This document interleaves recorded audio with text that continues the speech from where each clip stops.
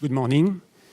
So this is not the first presentation we are making on OSD. There have been a STC workshop in May 2016, in May 2017, as well as in November 2017. So this presentation is intended to be first a refresher on the requirements that are for STC already applicable since end of 2016. And mainly what we are trying here is to provide you with some lesson learned on the experience we had with implementation of OSD for STC so far, and hopefully give you some tips to improve efficiency into compliance with the OSD requirements. So as a recap of the regulatory requirements, by 19th of December 2016, there is a mandate to extend the scope of the DOA to cover OSD, also for changes and STCs. So we have recommended a proactive approach so far. So there's been a lot of work performed in 2016 to get all the DOA handbook revised. And we have participated as OSD expert into the initial evaluation for those extension of scope. So there has been a tough work done in 2016. And what we have seen is that most of the DOA customize the approach depending on their activities. So not all OSD elements are necessarily a mandate for a specific DOA. It mainly depends on the activities and the kind of work you are doing. Along this exercise, we have also developed a guidance material, which are available at your DOA team leader level. In order, in particular, for speaking about MMEL, we have developed a guideline for demonstration of compliance to MMEL. When you develop MMEL content, we know that not all of you have past experience on this matter, so we try to give really the essence of the way to perform a demonstration of compliance, hopefully helping you into stepping into this domain quite rapidly. So regarding STC OSD impact, we have to focus on two kinds of OSD STC impact. So the most important is the must-have, what we call necessary mandatory changes. These are the ones that are required by the Part 21 update. So you may find the reference into STC part of Part 21. This is the same kind of requirement we have also for TC holder. This data must be available before the STC is actually used by an EU operator. So this is in order to ensure operational suitability, of course. An example that I brought here just to illustrate the slides is if you change electroluminescent footpath marking system on the aisle of an aircraft and you replace it by a photoluminescent, you may need charging capability from the overhead lights. This might be already given relief in the original MMEL from the manufacturer, but not taking into account the particular need of charging your STC. So you need to make the MMEL more restrictive to ensure minimum capacity. So this will typically be a required necessary change.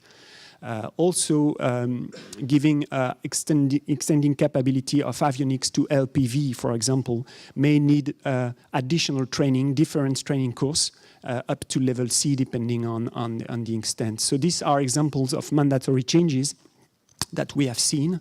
These need to be identified by procedures. So what we expect is that your procedures are reviewing the existing OSD content, and here you have to refer to the IASA TCDS.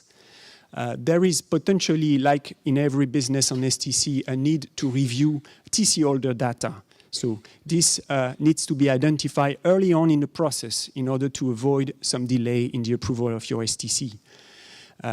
Example given is on LPV again, where you are using the existing GPS installation. You may need to have reliability data on the GPS in order to allow the current MMEL relief for dispatch in a single GPS, for example. So it depends really on the credit you are taking on the installation.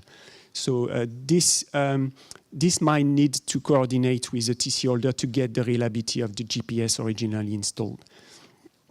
And last but not least, if there is no OSD, if you don't find anything in the TCDS of the aircraft, then there is no mandatory requirement to cover OSD. This would be then voluntary only.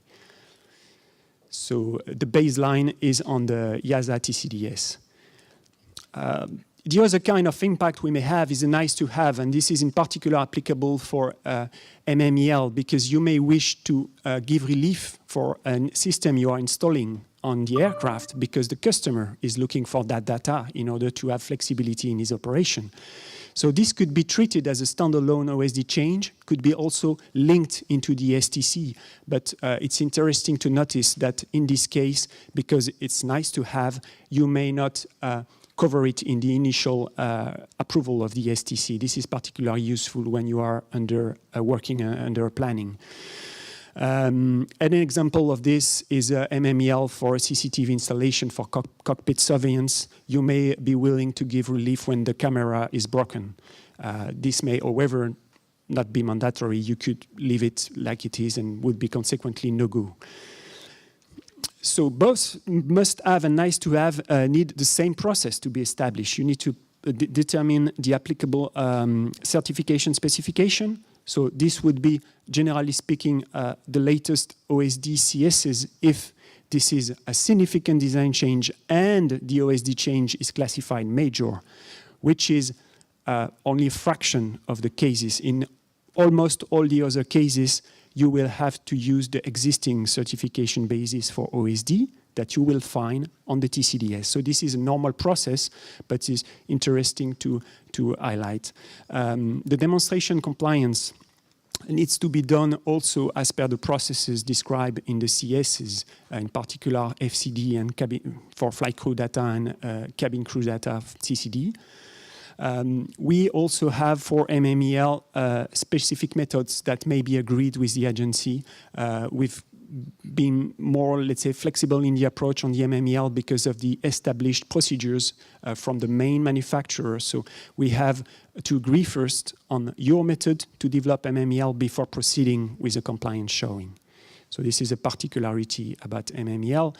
For this, to support you, we have developed this guideline that should be normally readily available for you to show compliance. So again, for both must have and nice to have, the objective is to obtain the approval as part of the STC, unless, as I mentioned, it's standalone or and classified on minor. It could be also then approved as a minor change. We must have the OSD supplements listed on the certificate. This is very important because this is the only place where the operator can look and see there is an OSD impact. So we need to provide information on the certificate itself because, as you know, we don't have a TCDS for STCs. So this is the only place we can use. Okay, I've mentioned a tip here is when we go to OSD, we prefer not to have it listed in the MDL because the MDL would be used for validation exercise by our bilateral partners, FAA or TCCA, and they may not consider, and they are not actually considering the OSD as a type certification subject. So there might be some differences to be treated here, and to avoid running into administrative changes of the STC, it will be better to separate it. At the end, you need to distribute the OSD. It's not made available by EASA. It is your task to provide the elements to the operator and the NA that may need to use it. So this was a summary of the requirements. Now I'll get into more details on the lesson learned. What we have seen is that although the mandate was by the end of 2016, we still have STC holder applying for STC and discovering that there is an impact on OSD. And this is, of course, running into a problem of planning because in order to proceed with the OSD impact approval, we need first to review the procedure in DDOA handbook, interview potentially the CVE, and provide the extension of scope. So this takes time, and we have limited resources at the agency. We have to plan that in advance. So this is important for us that there is a kind of proactive action here. However, I have to mention that we have some DOA holder that clearly will have activities that are not prone for OSD impact. So this could be also an assessment, and as a result, we may extend the scope to OSD, but for a limited number of items. So we'll, for example, only give extension scope for MMEL. The consequence of that is that if there is an impact on other OSD elements, then the STC might not be approved if it is a mandatory change. So this is a risk you can run, but generally speaking, we've been quite good into identifying those. So this is what I mentioned in a nutshell on this slide. Oops, sorry about regarding the content of the OSD STC. So what we have to highlight is that we have been implementing OSD from end of 2015 for aircraft in production. So the new aircraft in production delivered as new are mandatorily fitted with OSD constituents. However, we had in the past, under the JOB, equivalent OSD material being approved by the GA. Those have been grandfathered. So there are also OSD elements. So you have OSD for aircraft like Airbus A310 is no longer in production, but you have an OSD MMEL. What does it mean? It means that if you are modifying that aircraft, you must review the impact on the existing OSD, even if it's no longer in production. What it also means is that there might have been changes done in the past on those aircraft by STCs that have not been evaluated for OSD, MMEL, for example. So when you are doing your STC, your mandate is only on the part of the STC you are implementing. You don't need to catch up on all the activities done in the past. However, this may lead to some difficulties into developing that STC because there is a gap of coverage because previous STC have not looked into this impact. So we have identified this as a challenge for STCs in particular on heavily modified aircraft. So this needs to be taken into account really on the delta of what you are modifying on the STC. Also, STCs coming from FAA or Transport Canada, they may not have the OSD identified. They have different process. So this has also to be acknowledged. Regarding the way forward for that, we are looking for closing the gap. OSD mandate was to close the gap. So we are hopefully looking at these gaps in coverage to be handled in the future, again on a voluntary basis. What we have seen as a potential useful tool is to have for AML STC, for example, let's say you are installing a new avionics setup that is to be implemented on a lot of aircraft and the OSD impact is the same, then you can benefit for implementing this OSD impact also on a retrofit basis on aircraft for which it has not been required in the first place. So the idea is to minimize the work, still addressing the OSD properly. So also a difficulty we've found is the impact analysis. This is the most critical part of the evaluation. Is there an OSD impact? Yes, no, maybe. This is the difficult part. And you have to answer that question by reviewing the existing OSD and trying to anticipate on the potential impact. You need for that to arrange early sourcing of the OSD data from the customer. So this must more or less be in the contract with the customer to get all the OSD data for you to evaluate early in the process. Based on the scope of approval, you can also develop what I call a typology. I mean, if you are doing recurrent STCs, you have identified once an OSD impact, let's say MMEL, then you can gather that in a template in order to have a repetitive treatment. This would save you some time also for your staff. They may not ask 1,000 times the same question. They may have already guidance in the DOA handbook. So we are happy to work against these principles. We're also happy to discuss with you. If you have a doubt, contact the agency. We can always provide advice. We cannot do the job for you, but we can exchange and hopefully improve the situation. That's what we did by providing guidance, for example, on MMEL, based on our experience feedback. So eventually, we want to avoid the risk of a DOA finding. This would be unfortunate that you have an STC that cannot be approved because there is an impact on OSD, but you have not the scope in the DOA. You may run the risk of a finding. Of course, we want to avoid this as much as possible. So as a conclusion of this presentation, I would say we have now a fully established Part 21 in terms of requirements for STCs. We are looking for procedure availability and training of staff. We think this is the best way to proceed because writing a procedure, copying the guidance from IASA is a first step, but then you need to train the people and get them acquainted with the OSD activity, which is the most difficult part, I would say. We try to minimize the impact. We are giving privileges to the DOA holder, or even if sometimes they have no experience in the first place because we have not seen them working, but we want to avoid the impact of having to come systematically to the agency to have an application form. So if the changes are classified minors, they can be approved more or less from day one from the DOA, provided, of course, we have been confident into the review of the procedures. So procedures are good, CVEs have been interviewed, or we are confident about them, then you can start with approving yourself minor changes. In case of doubt, you come to the agency. This is the main message again, partnership, communication. We know OSD is a new subject still. This is raising some challenges. A lot of questions are asked. We are there to answer them as far as possible. So I welcome, by the way, your questions now. Is the end of my presentation. So hello. We have some questions from Slido. Just forward to that, we will answer all questions, but of course not today, but we will keep all questions and answer them after the workshop. So one question for you, I think an easy one. You have an STC which is not being operated by a commercial operator in the EU.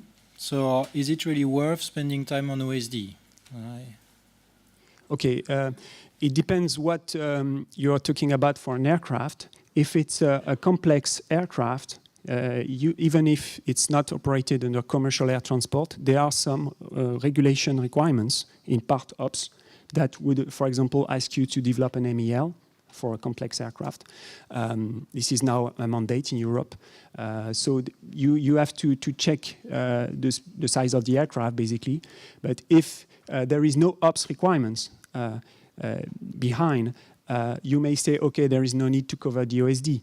The thing is that for us, airworthiness office, let's say, we don't know what is the intended use of the product. We have to guess, and we cannot guess that there will be never a commercial air transport with the aircraft. So we have to have the OSD covered in order to be ready in the future. So this is the thing. We can clearly, sometimes we have identified products that will not be never operated commercially for whatever reason. They may be military oriented or whatsoever. So we can find some exception to the rule, but generally speaking, we have to disregard the future use of the aircraft. Once we put the stamp on the STC, we don't know what happened with the aircraft. So this is the baseline.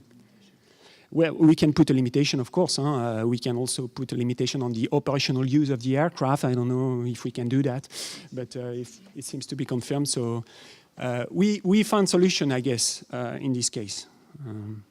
Remember that if you have an operator that must have the OSD, then he will be stuck for his operation. So this is a risk you are running together with your customer. So we are behind schedule, so we have only time for one last question from Slido. We have a question which is a nice to have OSD change. Is it possible that you would have then a classification major related to a nice to have OSD change? Okay, so as I mentioned, the nice to have change it's not mandatory, it's not necessary. So it means it's independent from the classification itself, because what we are looking for necessary or not necessary is on the need to update the existing OSD. So if you need to change the existing OSD, it may be as easy as removing an item from an MMEL, and that can be minor. It's not going to be necessarily a major. So the classification is a separate exercise. We have designed the classification minor versus major to have a good balance of the IASA involvement. So we have selected the most critical items that qualify for major. Therefore, you need to go to the agency and have an application form. So it's separate. I would say it's not connected together. So this would be my answer. So I understand that it's possible to have a It's possible, change yes. which will be major. It's possible as the opposite. It could also be minor, a necessary change being minor. That's also possible. Thank you.